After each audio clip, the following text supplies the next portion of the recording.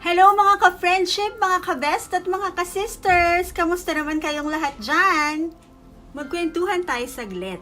Alam niyo minsan, ang sarap pakinggan ng mga pangungusap na bakit ang bata mo namang tingnan ngayon?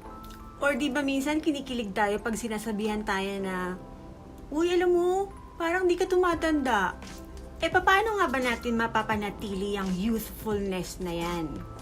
If you want to know how, just keep on watching because I have 8 tips on how to age gracefully and how to maintain that youthful glow. Number 1 is to cleanse, tone, and to moisturize. Mga best, kung hindi ka pa nag-start ng skincare, umpisahan mo na. Use a gentle cleanser at pag nag-moisturize ka, dapat laging pataas ang hagod para laging against the gravity. Kasi ang tendency ng gravity is to pull our skin pababa. So, ang dapat gagawin natin is to protect it by just lifting everything up. Warm the moisturizer first on your hand. Tapos i-apply sa cheeks dahil this is the driest part of our face. And then, papunta sa noo and to the rest of the face.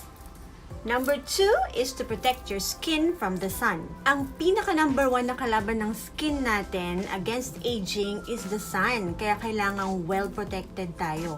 So whenever we go out, wear sunscreen, mag-shades ka dyan, lahat ng mga tinatago mong sunglasses, ilabas mo yan, at magpayong kung kinakailangan. Lalo na pagtanghaling tapat, yung super tirik na tirik ang araw, kailangang protektahan ang ating skin.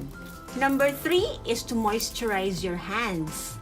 Our hands is another part of our body that shows early signs of aging, kaya kailangan din natin siyang i-protect. Apply hand cream every day, lalo na pagkatapos maghugas ng plato, maglaba, or maglinis. Mag-hand cream. Our hands is the most useful part of our body, kaya kailangan natin siyang alagaan, di ba? Number 4 is to eat healthy. Eat fruits and vegetables that are rich in vitamin C, vitamin E, antioxidants, okay, like pineapple, avocado, yung mga berries na yan, like strawberry, blueberries. Ayan, all of these fruits are good for the skin. And another thing is fiber, para sa good digestion. The most important thing in eating healthy is always eat fresh. Avoid canned foods. Avoid processed food. The fresh the food is, the better for our health, the better for our skin.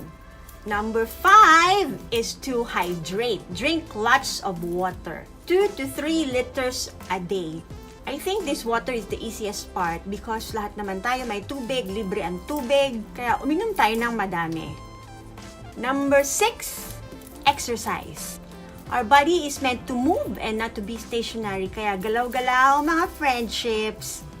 Number 7, get plenty of sleep. Nakakapagpabata at nakakapagpa-beauty talaga ang rest, kaya i-claim na natin yan mga best. Tsaka libre yan. So, instead na magsi-cellphone ka pa sa gabi, di matulog na lang, matulog ng maaga. Kung gusto mong gumanda at maging young looking palagi, matulog ng maaga. And lastly, number 8, I got this tip from this book, The Anti-Aging Beauty Bible.